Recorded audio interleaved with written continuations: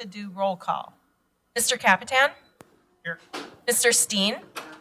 Ms. Fry? Here.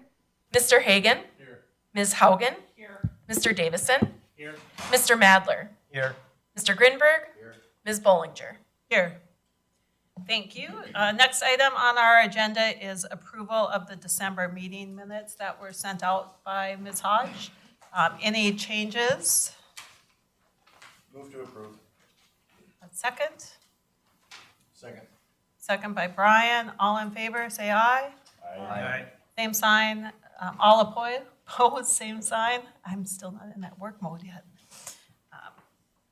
Motion passes. The next item on our agenda this afternoon is, as with any January, is zone board membership and election of officers.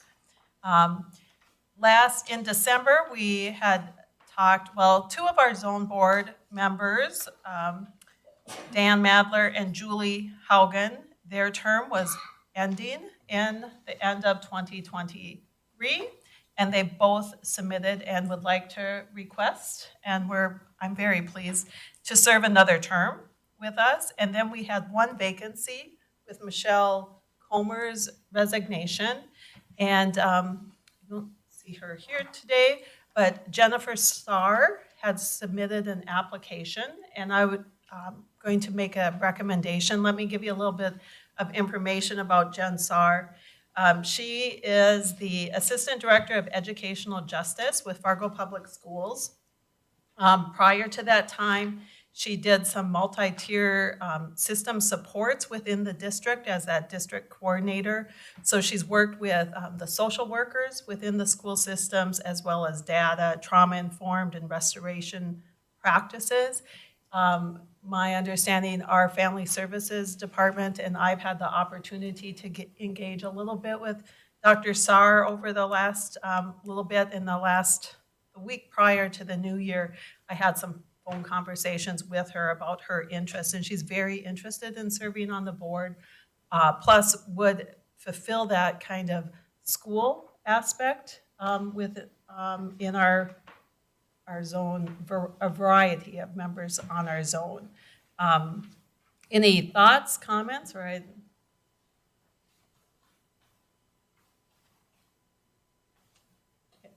Question. Yep.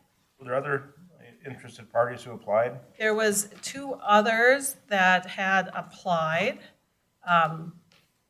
One looks like a student. Wait, no, that's Julie's. That's Julie's. I wish I was that young. Brad.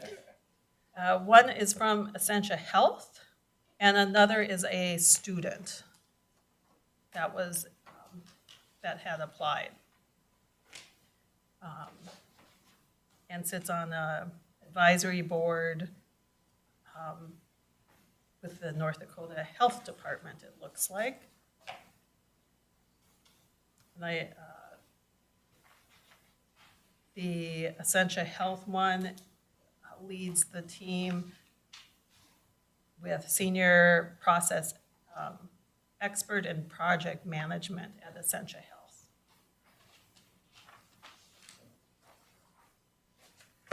So I would, depending on the board's wishes, I will also engage with those two individuals, for a later date, or invite them to a meeting to still listen and to learn about our board as well. But reviewing those applications, really, Dan and Julie looking to serve another term, and as we have discussed, having somebody from the schools would be advantageous for us to have on. So that's where I'm at. So term-wise, we've got, so one was a resignation. Yep, So is that how many years were left in that term?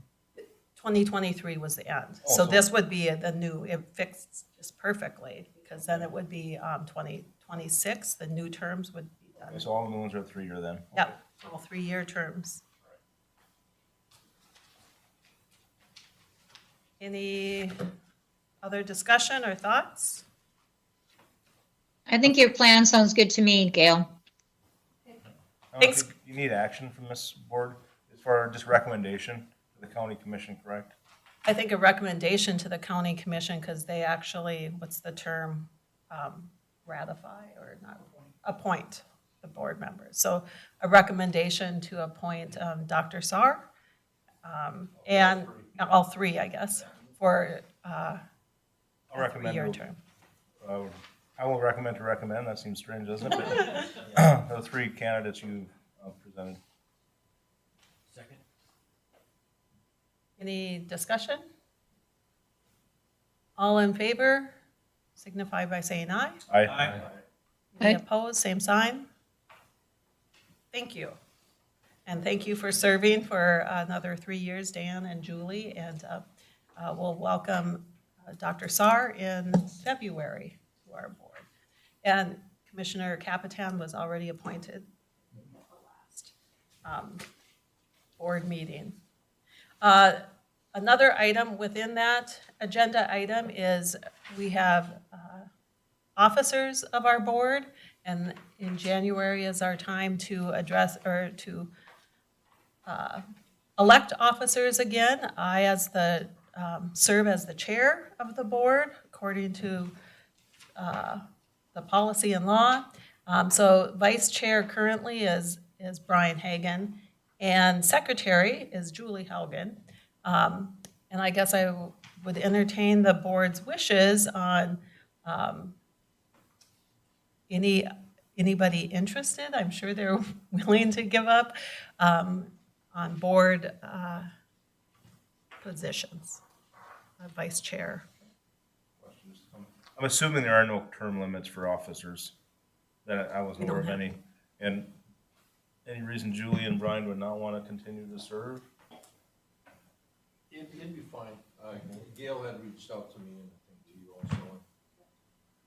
But I'm sure if anybody else is. Anybody else interested? Yeah, is there a roles and responsibilities for that vice chair, or, I mean, is there, Just has there been anything that they've had to do outside of? this last year, in 2023, we did, and I believe, Brian, you took care of that, an employee grievance that came to our board, as well as the vice chair kind of, when it's my review time, the vice chair kind of facilitates that with the rest of the board. And then the secretary's role really is taken by Blair. Does that, and we review it that way. So in my absence, I think, Brian, last January, you ran I was remote and Brian ran the meeting in my absence.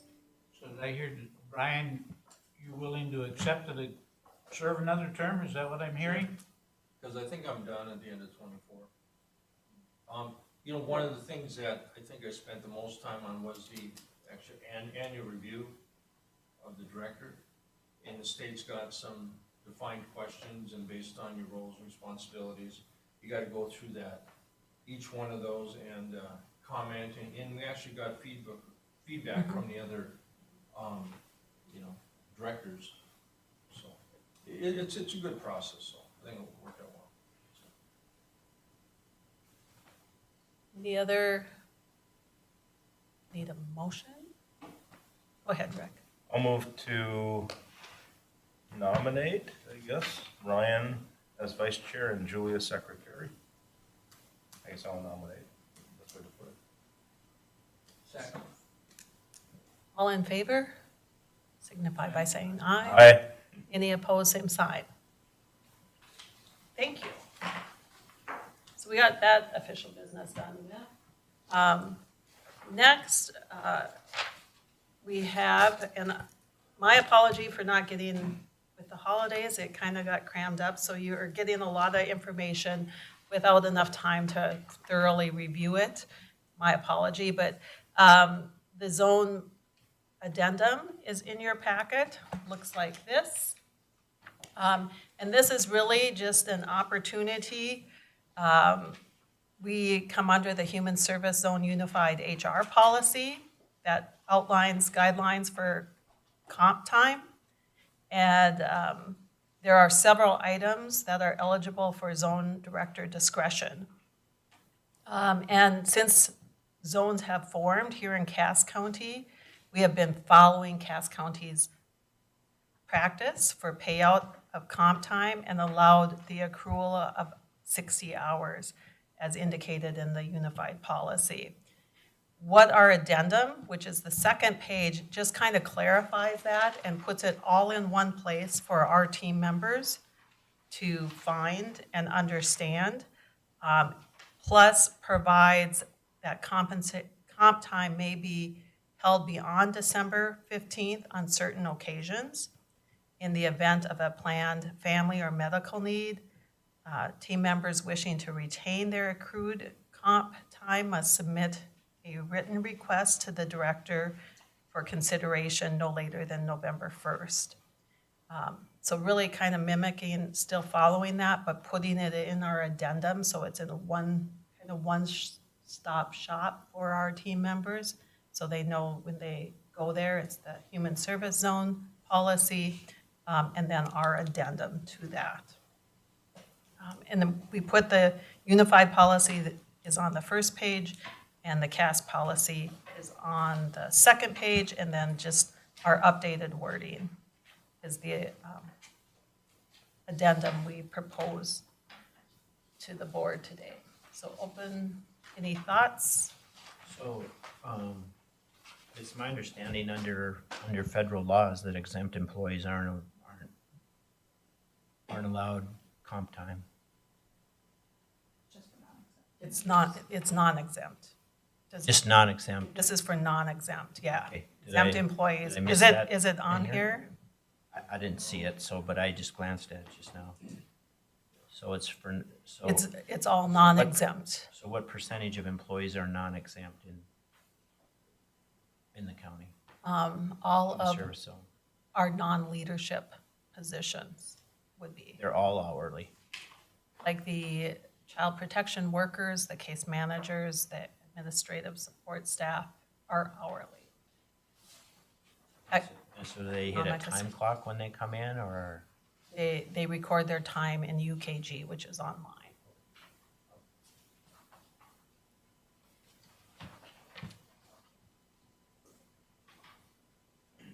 So just a question, on there's a possibility of a member wanting to carry some time over, and I'm assuming the max would be the max that they could accrue would be the 60 hours. That's all they would have, so there's nothing less than that, it's just, keep it simple, it's 60 hours. 60 hours. Carry over for that occasion, I mean, somebody may want to carry this over and over and over, but it's just, No, it would that would be be, this paid would be an out. exception. This would be an exception under those specific, family-related or medical leave-related. Understanding that there could be that instance that occurred. So does the county have both so does the zones have both PTO and sick leave? So on top of that, they have this too. Comp time. Yep, Non-exempt team members can elect right. monetary payout for overtime hours or comp time approval. Oh, so they can, So each Yep. member has an annual selection. And currently in our family services department, right now, even if a team member had selected comp time, due to staffing and some almost required overtime, it's compensated at this point in time. Because we would be in the hole if we were doing time and a half. So, I have to ask the question, though, you brought it up, so do they earn comp time at time and a half or just straight time? Time and a half, They do, so, all right. same as if I would elect to get a compensation.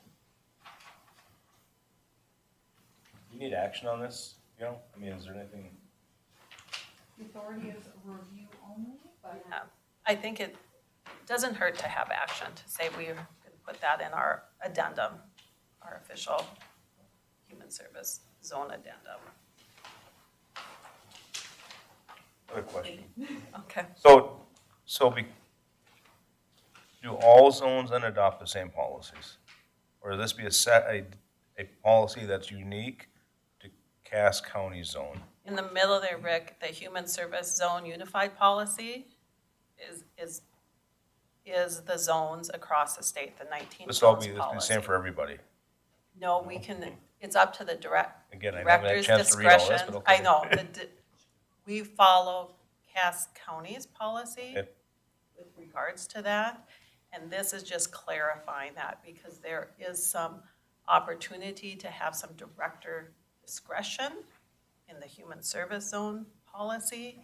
And we just wanted to clean it up to make sure it shows that we're following.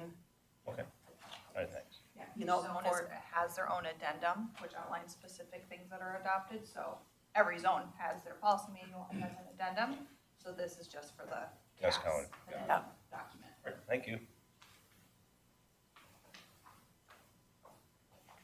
Really to help team members, it's one stop.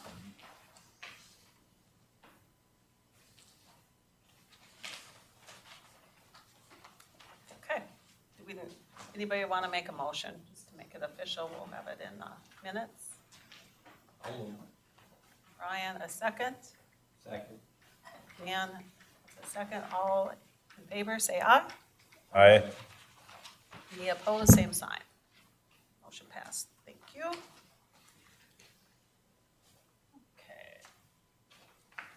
Okay. And I realize you didn't skip the director's report right now. There's a couple items we put in. I know we had some discussion about a advisory board dashboard that we've started to put some metrics together. And I thought we could just review that a little bit at a high level right now. And putting it in, the first page is kind of staffing and turnover overview. Shows our total FTEs of 131. And our turnover rate as of the end of, approximately the end of December was 32%. And then it has by the departments. And then it, down in the bottom, it talks about total separations year to date and total hires. We're 32 total hires year to date and total separations were 36.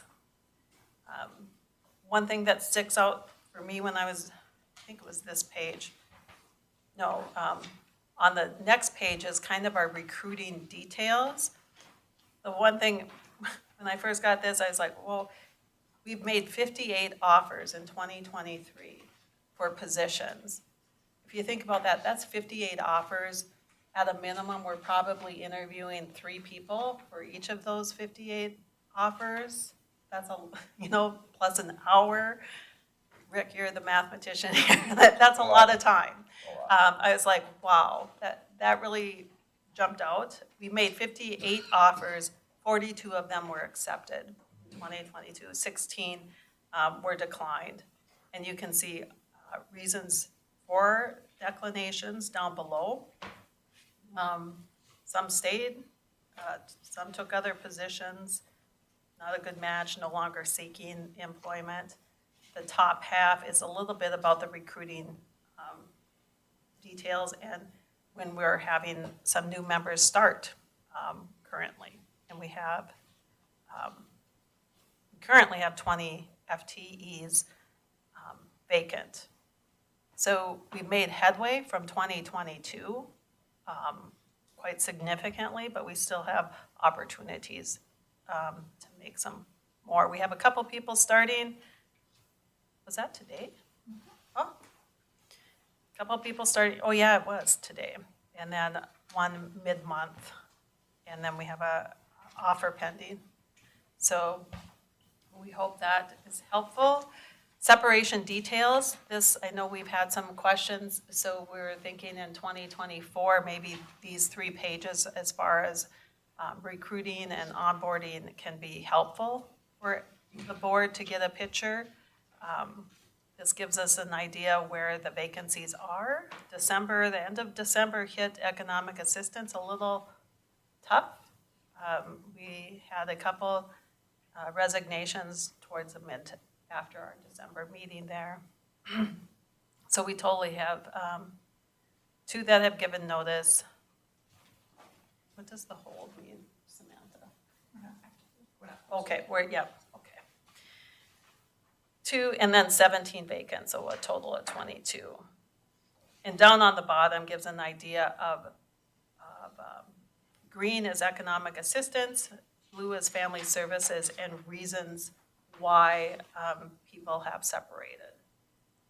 Some are career change, other job, retirements, personal family, a state role or position, dissatisfied with workload, moving, personal or medical, and then some unknown, and 1 for performance. The last, and we will have some more data to add to this, but I guess I'd be also open to conversation as we add metrics and data for our programs. The CPS reports are listed in there, and then we've been including some of that metrics in our data in the director's report, so I'll show some of that. This has really been a team effort to put this together, so this is really a starting point for it, and we hope if anybody has thoughts, ideas, or gaps that you see, I know we're missing a program, but open for discussion. I got a question. I had sent you an email, I think, with an attachment. Mm-hmm. I think the part that, over the years, what we would like to see is how many individuals we're serving within these departments. You know, clients and stuff, how many families we're serving. And then, I actually got I don't know how many page, maybe a 40 page, kind of a manual. It's a high overview of how people are qualified for the different, you know, what do you call it, assistance levels and stuff, or TANF and all that. That's been very helpful just to know how it really works. So I would probably share that with people, maybe whether it's quarterly or something, but just overall, how are we doing? And then the other thing I asked in there is, so like on the turnover, if you got a challenge, what's working well within the organization, what are the challenges are? And then maybe on the challenges, if you can talk about them in this meeting, you know, how do we plan to fix them? So, you know, one was that staff turnaround and stuff like that, but just kind of a general overview, but the numbers would be really nice to see. Yep, there is a couple dashboards in EA, and we just haven't got access to those, where I keep putting, Anyway, and don't have that's all. access.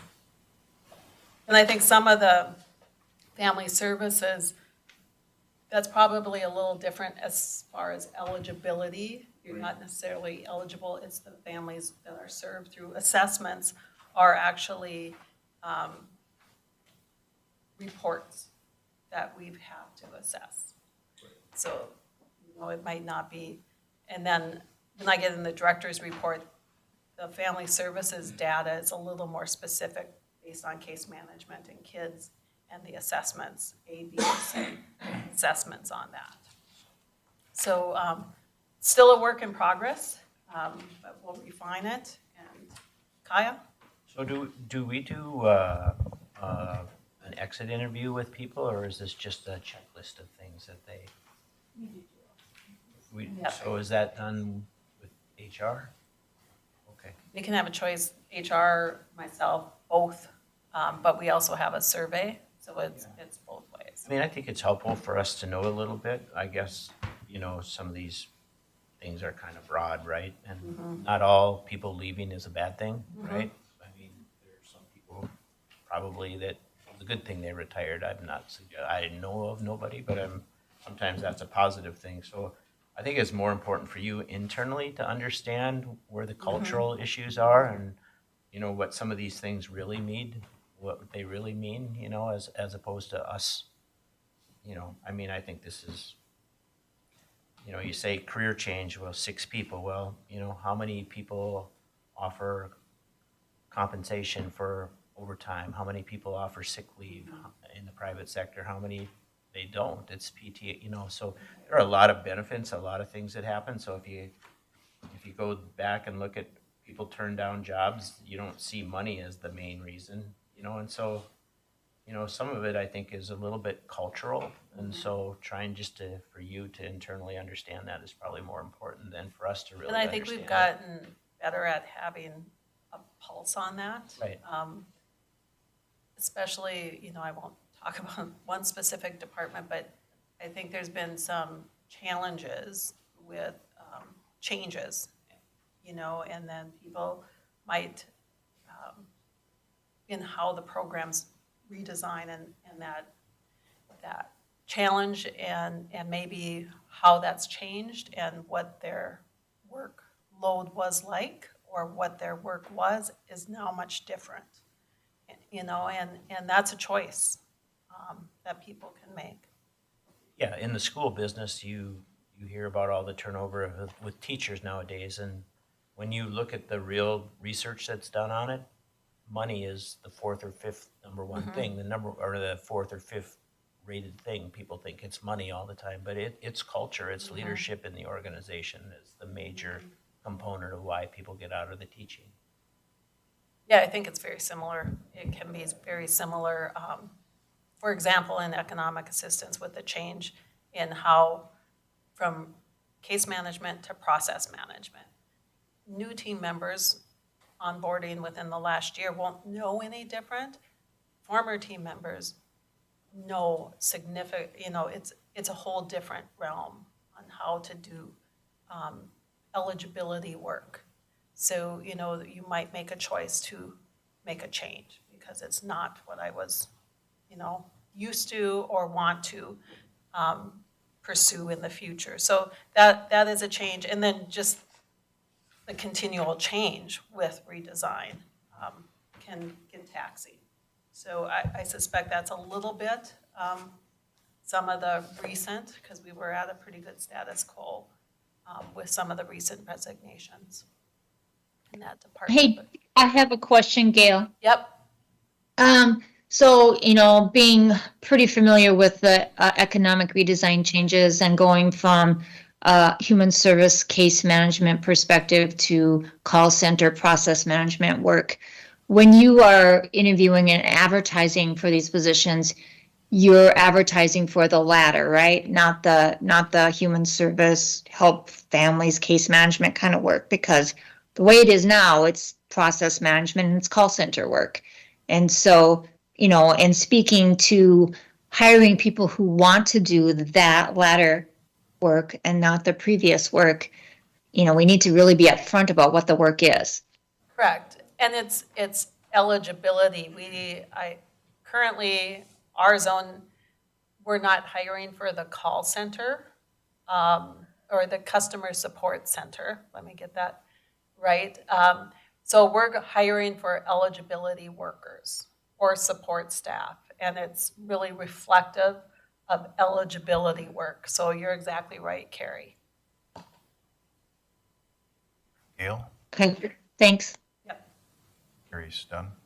I think so. Yeah, continue to piggyback on Senator Davidson's comment from a year ago or so when we had, actually it was during the crossover break, we had a virtual meeting on progress of legislative actions at that point.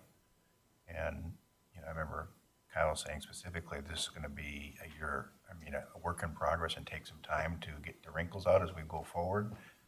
So recognizing a year ago when I came on Human Service Zone Board, my sense is that we've made tremendous progress in the data collection and having a report that monitors the progress of the effort. So I guess a couple comments or a question, you know, as we go into 2024 then in preparation for the next level of effort from the legislature, keep track of, you know, how these things correlate to the legislative questions and is the action of the legislature making a difference in the overall scheme of the workforce side of the zones. So I think it's important to recognize that. And then as well, my question, and then I got a comment, is this dashboard shared with your entire team? This is what we've just put together, but yes, typically my plan is I usually send out the director's reports and things like that from the, I would think the entire team would Yep. be appreciative of having this data to know that, you know, the progress and where the successes are and where the challenges still might lie. And I guess just anecdotally, I look at maybe Rick with his experience in a large organization. You're just under 75% of those you offer accept, which I've never seen that data point. Seems pretty good. Overall, I mean, if you're 75% of your offers are being accepted, yeah. it maybe gets to the culture thing or the type of work people are interested in, but I've never seen that data or that number before. It was just. Thanks for saying it. It's a good point. I think 2023, we've made a big leap forward.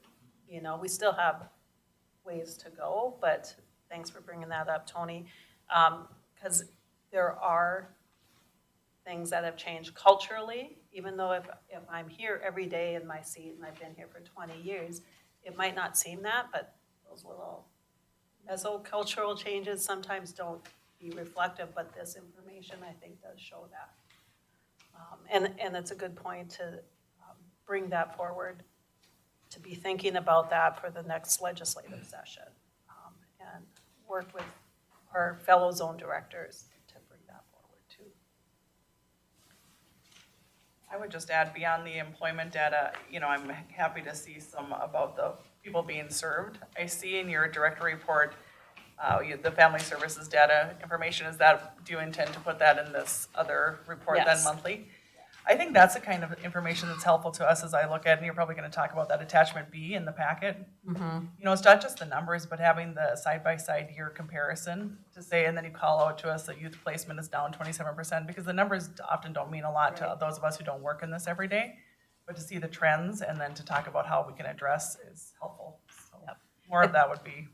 This information, and I put it in here before we got it put in there, so that's why it's like that. But this kind of format is what we're thinking about moving forward, and I've shared that at the last couple, and it's because of hard work of team members down in Family Services that track this data for us. But it shows overall, you know, as far as when CPS cases, those are reports assessed, 2,600 in 2023, and then you can see the line down there. The blue line is 2022 and the green is 2023. And then the next page on that is our case management cases. So families in which our case managers are working with those youth, either in licensed foster care, PATH treatment foster care, or other placements. And you can see, I think that call out is pretty significant, and better expert in the room than I, but the practice model changed in 2020, right during the pandemic.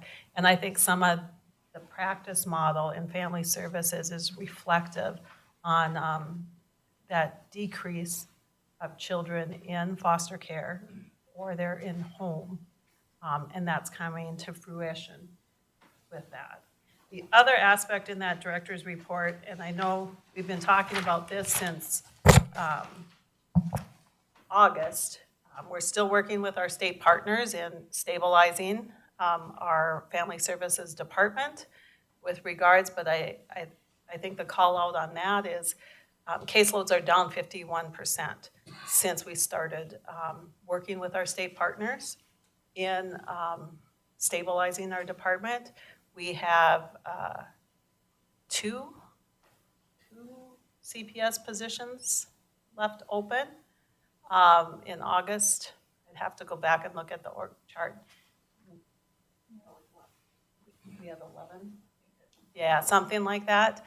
So we've hired, we've stabilized, we're onboarding with our partner agencies, and then we still have some outside zones coming in to support CPS to get that case level down for those those CPS workers to a manageable amount. So it's made some significant impacts on the team overall. We have a ways to go. We have to start bringing people back, our supervisors back. Our 3 supervisors in child protection are doing casework right now, not the supervision, because we need that capacity and they have the expertise. So I think that call out was pretty significant there too. I know this is a lot of information that, take it home, email us, let me know some thoughts. But our hope is we would have that family services data in there and maybe some from APS as well. The other thing we're working on, and I'm just going to, is a handbook for all, for the zone board. Something that we haven't had. We haven't, I just kind of put together what's this called, an index of what we're thinking on having in it. And I guess I'm just looking for maybe 1 or 2 volunteers as we refine it and finalize it. If I could have somebody that would, from the board, review it. We could send it via email and just have a cursory review and from your perspective to see if we're missing or if, don't include that. But really think this is a key thing moving forward on what? Do you not have this, Kyle? I'm not, oh, there it is. Okay. No, so this is for the, This would be, so my question is, so this is just for the Cass Human Service Yep. Zone? yep, And so, are there other zones that do this currently? no, I don't know. So, and again, I appreciate your leadership on this, so this is just a general comment, is I would think this would be something that would, it's the purpose of having multiple zones, so you can always get it done here and then share it with others, right? And that, Yeah, I'm more than happy to share with my zone directors association once we get it a little more finalized. But things we would have in there is, like our advisory board, mission values, our meeting information, and then just some things from the law, like this is the role of the board member, some things that it's down there on paper, our structure as a zone, a little bit about our departments, each of our departments, put in because the zone board does hear team member complaints and grievances.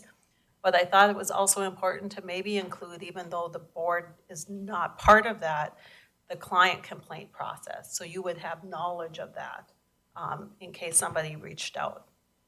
The appointment process on how that's appointed, to have it down in writing. If there's, change in leadership or something, it's down there. Appointment of officers, and then kind of my responsibility as the director or presiding officer. Also thought we should put the process of the review of the director, because that's the board's responsibility. Glossary of terms, some of those acronyms is always good to have. So as we get a little bit more time to refine it, we've got a pretty good draft going now, but we wanted to I didn't want to share it out because it wasn't in a more finalized process. But if we had a board member or 2 that would be interested, we could email it out to you when we get closer.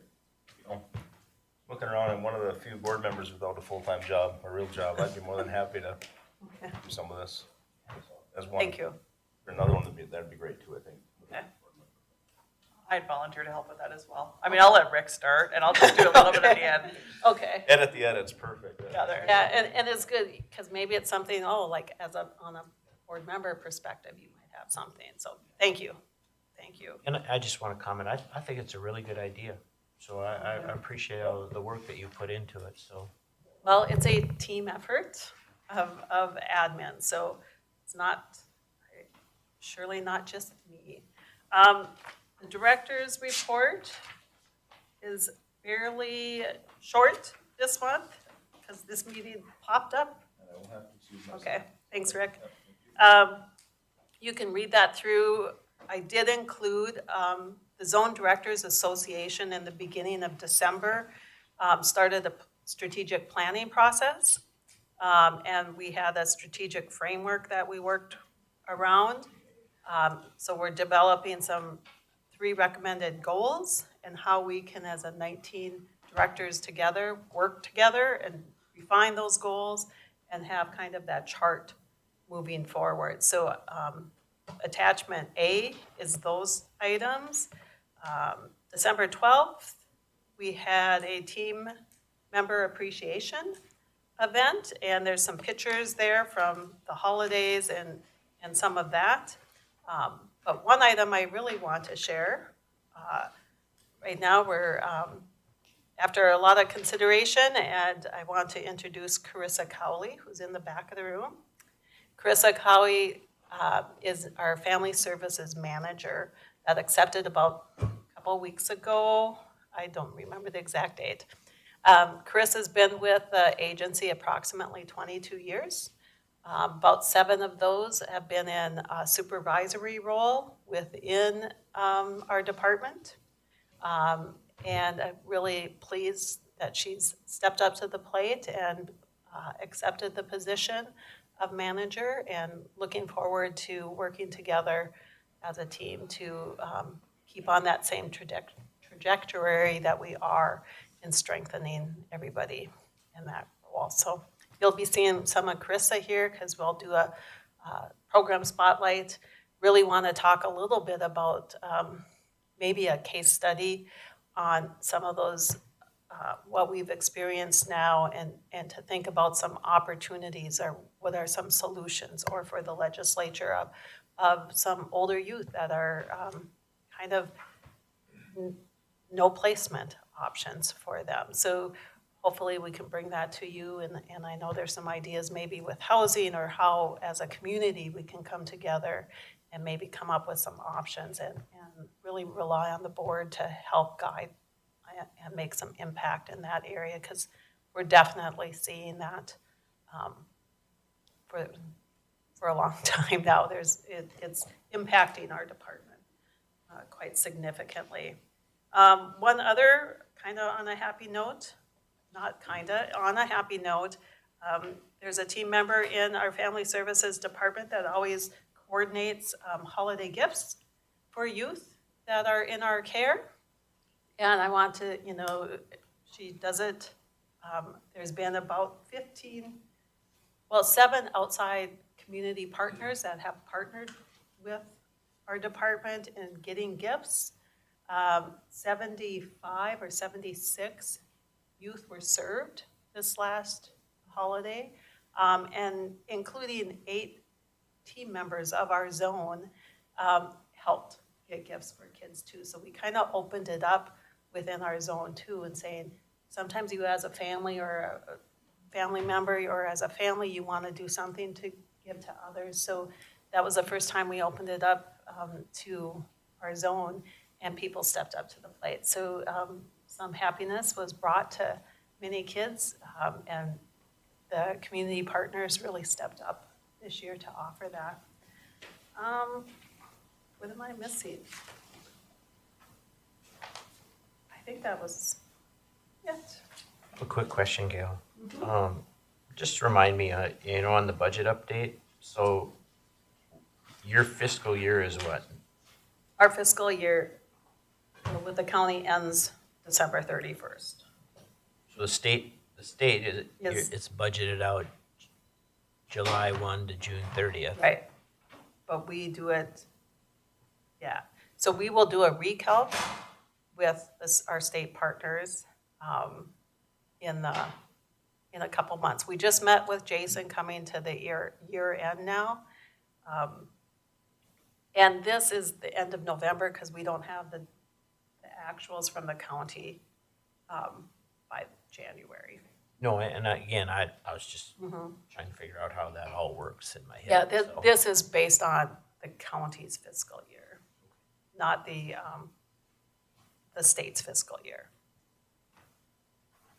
And so then if you have dollars that are appropriated to you that are state dollars, where do those dollars go if they're not spent? I assume, in my non-budgetary, we are behind, like, because of staffing, because we just met with that fiscal, it sits in that pot of dollars.